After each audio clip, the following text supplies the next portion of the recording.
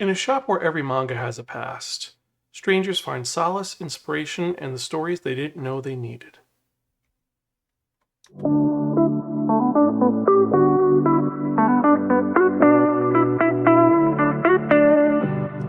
Hello and welcome to another episode of the Spiraken Manga Review. I'm your host Zan, saying konnichiwa, aloha, buongiorno, and what's up? Hope you're doing good. Hope you're excited for another fun-filled episode of this awesome podcast you can find at www.spiraken.com. We're also on Blue Skies, Instagram, YouTube, Stitcher, and various other social media sites. Just type in SPIRAKN, and I'll guarantee you find us one way or the other. And if you are watching on YouTube, as always, remember to like, share, subscribe, and click on that bell for notification when we release new episodes. And with that in mind, let's actually get to it because this is actually a pretty fun episode because we're going to be talking about a very unique manga that made me want to love my manga collection even more. And what are we talking about? Well, we're talking about a manga that's simply known as Kingyo Used Books. And this is a manga series that was extremely hyped and very popular from 2004 to 2014 when the magazine went under. There are 17 tankobon volumes, but we only got 4 volumes because it didn't sell that well. But this is one of those mangas which is truly worth checking out for its unique nature. And let's actually get to what this story is about. This is the story of a used bookstore that sells several books. And each chapter is a series of vignette-style stories revolving around different characters who come to the store. And they find a manga that inspires their life one way or the other. And a lot of these are some really well-known stories, and some of these are really obscure. It's kind of fascinating. And it actually opens up where we have a character who shows up who is going through a little bit of a crisis because he's talked to someone and he was thinking that manga isn't really cool, isn't well. He sees this used bookstore. He's like, you know what, I'm going to come here and I'm going to sell my used books. And he ends up running into the temporary manager of the Kingyo Used Books, and that is Natsuki Kaburagi. She is the granddaughter of the owner, and she's just there temporarily. And she introduces you to this bookstore, which looks very small, but is known for having a dungeon, a large underground catacomb filled with tons of manga. And I don't mean like a little bit of manga. I'm talking about like an absurdly large amount. And this gentleman's come because he is figured manga's for kids. I don't need to deal with it. I need to get rid of this collection because my mom says she found a box of my old manga.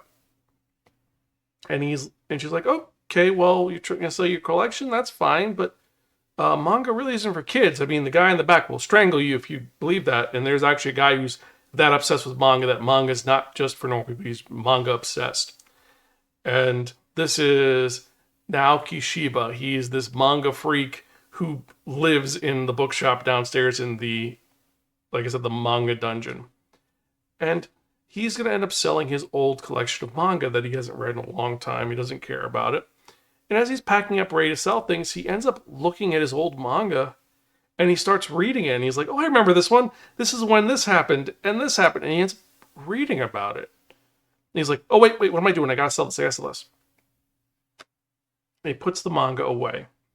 And he ends up finding a note for his class reunion. So he's going to go there, thinks maybe he'll find what being a grown-up really means as he's going there. And he ends up running into all of his old classmates while also seeing that there's other adults who are reading manga and they're not being weird. Like, he's on the train and he runs into a guy that's reading a really good manga and he's kind of reading it over his shoulder. And then when the owner and the guy closes it, he's like, wait, I wasn't finished reading it. But, you know what? Maybe it's right. It's a kid's thing. Then when he ends up going to this party to hang out, he's talking to people, and one of their friends who graduated ended up going to Africa, and he's like, he loved going to Africa, but the one thing is he didn't like that didn't have any access to manga. It's like, what manga, really? It's like, you can buy it anywhere. He's like, yeah, you can buy it, but it's not the same. And then everyone starts talking about their old, these mangas they used to read. And then to top it off, his old crush, a girl he used to like, ends up giving him a book. It's a manga that she brought from him and never returned. It's an issue of Dr. Slump. Now, for those of you who don't know, Dr. Slump is the first manga created by Akira Toriyama, the creator of Dragon Ball. And he ends up geeking about it, like talking about it, and they end up nerding about it. And as they're looking at this, everyone else starts talking about their favorite manga and discussing their favorite elements. And he's like, wait, this is weird. It's like everyone's enjoying it because it brings them to a simpler time, a happier time. And more importantly than that, as they're discussing this, they're talking, they're reminiscing, and he's starting to get a weird feeling, like it's a camaraderie feeling, which is kind of cool. And it's kind of different. And more importantly than that, it's nostalgic. And as he's wondering what's going on, they end up going to the bookstore. And he ends up talking to the owner or the assistant manager because they're looking like, oh my God, I haven't seen this manga in 10 years. This manga looks really cool. This looks like it's up to your alley. They're all laughing. And he ends up talking to Natsuki, and she just tells him straight up, a long time ago, the manager of the store said, the human body is made of proteins and vitamins, and the human heart is made up of time and memories. So to remember your past is to know the truth of your present. Knowing what your heart is made of, that's what remembering brings. And as she says this, he's brought back to his past. He's like, this is such a weird store. And he learns to appreciate manga and see how this affects him. And this is the first of the stories which is in this manga, because there's tons of different stories. There's stories about a Western series from France proving that manga, good comics can be found all over the world. A shoujo manga featuring a dreamy male protagonist leads a busy housewife to rediscover passion in her life. A gag manga helps a archer revive his focus. And then one is my favorite one is that a manga series based on the life of Katsushika Hokusai sparks an artist student's inspiration to become a better artist and get out of the slump she's in. And like I said, she ends up being like, I'm in a slump. I'm never going to be this good. I'm going to give up art. And this manga inspires her to do it. And this is a series which sets up all these fun elements to it. And more importantly than that, you have all these interesting characters that show up that you want to know more about. Like there's one character who's straight up out of his mind, who's the grandson and cousin of Natsuki. And this is Billy Ichiro, who actually changed his name to Billy because when he moved to America, the only thing that brought him joy was a manga from 1950 called Billy Puck, who's a detective. And he ends up becoming a detective because he's inspired by this guy. And also the one with the archer in the manga, it's like such a dumb manga because you're like, it's the owner of the bookshop just got out of the hospital and he's reading this really dumb kids manga that's a gag manga and he's laughing. It's ridiculous. And they say, look at this, you gotta look at this. I don't want to. Look at this. I don't want to. And they end up holding his head to it and he's reading, he starts just busting out laughing at the stupidity of it. But also this kids manga brings a bit of joy. It's that dissociate with it. And these are just some of the stories that this manga series talks about. And more importantly, it shows how diverse and how big manga is. Because there's tons of manga. Hundreds of different ones. All different types. And the best part is at the end of each volume, they actually give you notes on every single manga they talked about. So in the first volume, they talk about Dr. Slump by Akira Toriyama, published by Shueisha. And they talk about Sorusebe, which is the story about Hokusai. There are 3 volumes. It was by Hinako Segura. And then you have the comedy manga Moretsu Ataru, which is 12 volumes. And that's by the creator of Doraemon. And it goes into the history of it and why it's important and popular. And that is what this manga series is about. It's about celebrating and loving manga and getting into it. More importantly, this is part of a specific genre of book which is becoming more popular in the United States and in the West, but it has been a thing for a while. And it is known simply as Iyashikei, or if I want to be more correct, it's Iyashi Shosetsu. And this is healing fiction. This is the subgenre that focuses on emotional solace through mundane yet transformative experiences. A good example of this, if you read books, is going to be something like before the coffee gets cold.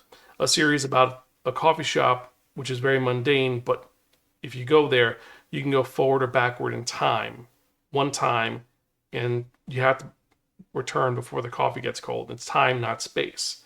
It's one of my favorite palate cleanser books because it's a unique series that each story, they're all anthologies, by the way, but they all deal with the human condition in a great way because they're these vignette storytelling that the strangers' lives intersect in this one location.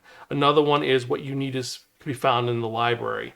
It's a story about a librarian who, when you go to get a book, she gives you a random book that deals with the situation at hand. And this manga is the same thing. It's this manga store, which you go there because you're lonely, because you need a second chance, because something is going on in your life, and the manga that you find is the one that will inspire you to move forward in life and to not fix the situation, but it helps you remedy. In one of the stories in the second volume of the series, I ended up reading all of them because I was that excited.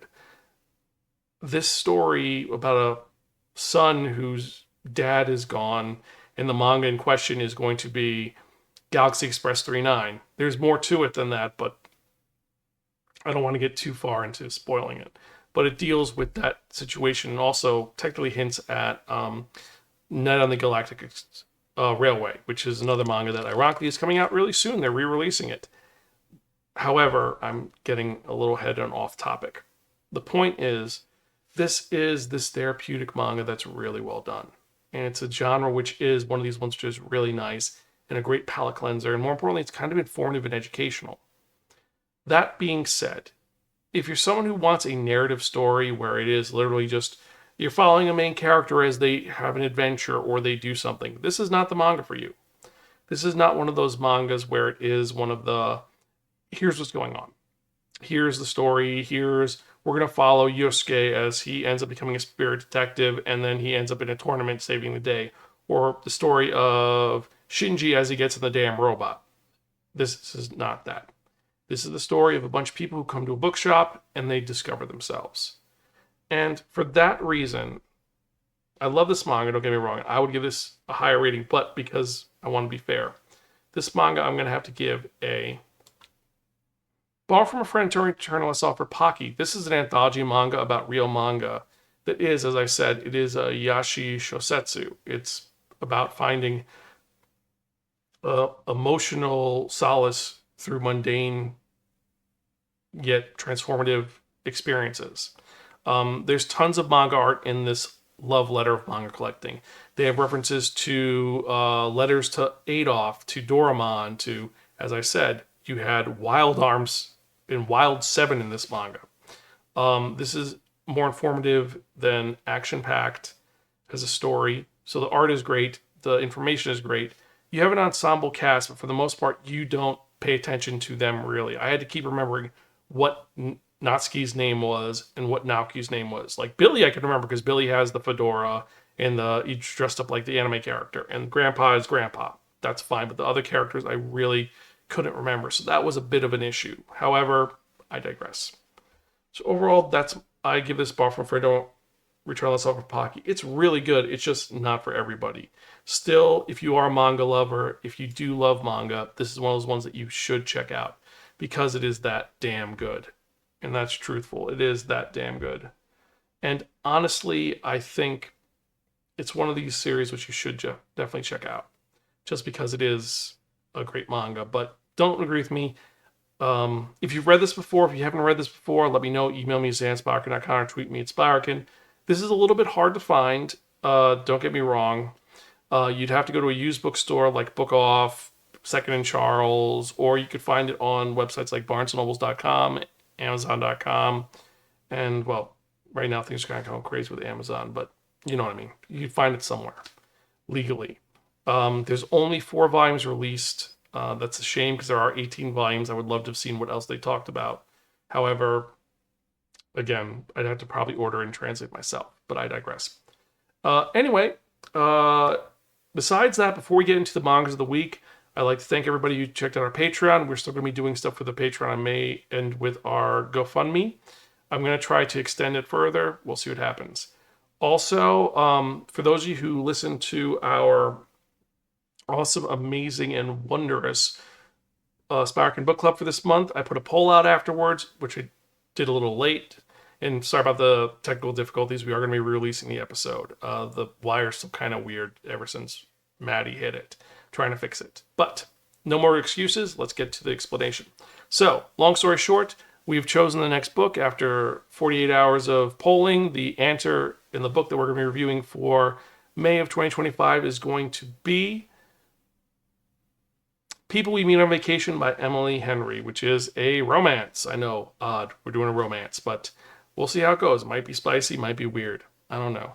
I like the fact that the main character has one of two characters is a name that is similar to my full name. That's kind of cool. But again, digress. So with that in mind, let's actually get to the mangas of the week. We've got some fun ones. So starting off from the top, we've got, well, Alpha Wolf Girl and Omega Wolf Boy, Volume 3. Ashita no Joe, Fighting for Tomorrow, Volume 2. This is the hardcover collector's edition. This is the second introduction of Joe as he trains to become a boxer. Then we've got Blue Lock number 18. Catman, this is a one-shot about a cat that's a college student. Got Checkmate, Volume 3. Got The Condemned Villainess Goes Back in Time and Aims to Be the Ultimate Villain, the manga, Volume 4. Die Dark, Volume 8. Dance in the Vampire Bund, Volume 14. The Dangerous Convenience Store, Volume 5. Dungeon People, Volume 5. Eden Zero, Volume 31. Gaita Tima the Gigantus, Volume 1. Idol Story, Volume 1. Kaya-chan Isn't Scary, Volumes 1 and 2. And then we have My New Boss is Goofy, Volume 1. Nina, the Starry Bride, Volume 9. And last and certainly not least, we've got A Vampire in the Bathhouse. Pretty light week for this week. Not much came out. The big thing is going to be Blue Lock. But for me personally, my tops are going to be Ashita no Joe, Volume 2, because the series is exceptional. Catman, which is an interesting one-shot. Gyatima the Giganti. This is a weird kaiju story that looks really well done. You have Idol Story, Volume 1. It is an idol story, and after reading Hikari and the Light, I'm excited to read some more stories about idols. Maybe it's just as good. And then Kaya-chan Isn't Scary is a horror manga, which is a little bit different than Miyoko-chan, where Miyoko-chan, or Meiko-chan, she sees ghosts and doesn't want them to see her. In Kaya-chan sees ghosts and she beats the hell out of them because she's a super psychic. Think Moroku-chan mixed with Mob Psycho, and that's what you get. And that's what this is. Is it going to be good? Is it going to be bad? Well, we'd have to wait and see. But I digress. So anyway, I'd like to thank each and every one of you for checking out this awesome and wonderful show. Every email I get, every comment I get, every new subscriber gives me more motivation to keep doing this podcast, and I love doing this. I want to keep doing this till I'm an old man who reads manga with thick glasses and large print manga. So continue to check in. We're almost at episode 600, and I'm actually excited to get to 600. We're going to see how far we can go with this. I'm really excited. But if you want to contribute, or if you have any questions, comments, or concerns, you can email me personally at Xan, that's Xan, at Spiraken.com, or you can tweet me at Spiraken on any social media site you can. I'll try to get to you as fast as I can. My TikTok account, for some reason, the at Spiraken I can't log into. I don't know what happened, but trying to fix that. And but Blue Skies, you could definitely reach me and everywhere else you can. But I'm getting a little ahead of myself. If you want to donate, it's still open until the 15th. We're talking about GoFundMe, tinyurl.com/Spiraken or Spiraken.com or /Patreon. Let me know your thoughts. So with that in mind, let's get to the part that you've all been waiting for, the most popular part of this podcast. And what are we talking about? We are talking about that one. That only. The Wheel of Manga! Yes, friends, the Wheel of Manga, except no substitute. Now, what is the Wheel of Manga? The Wheel of Manga is a Wheel of Fortune with 10 slots on it. What I've done is I've assigned a manga title to each of the 10 slots. So what we're going to do is spin the wheel. Whatever number it lands on, the manga that's in that spot is what I'm going to review in the next episode of the Spiraken Manga Review, episode 590. We are 10 away from episode 600. So let's spin and see what we're going to review in the next episode, shall we?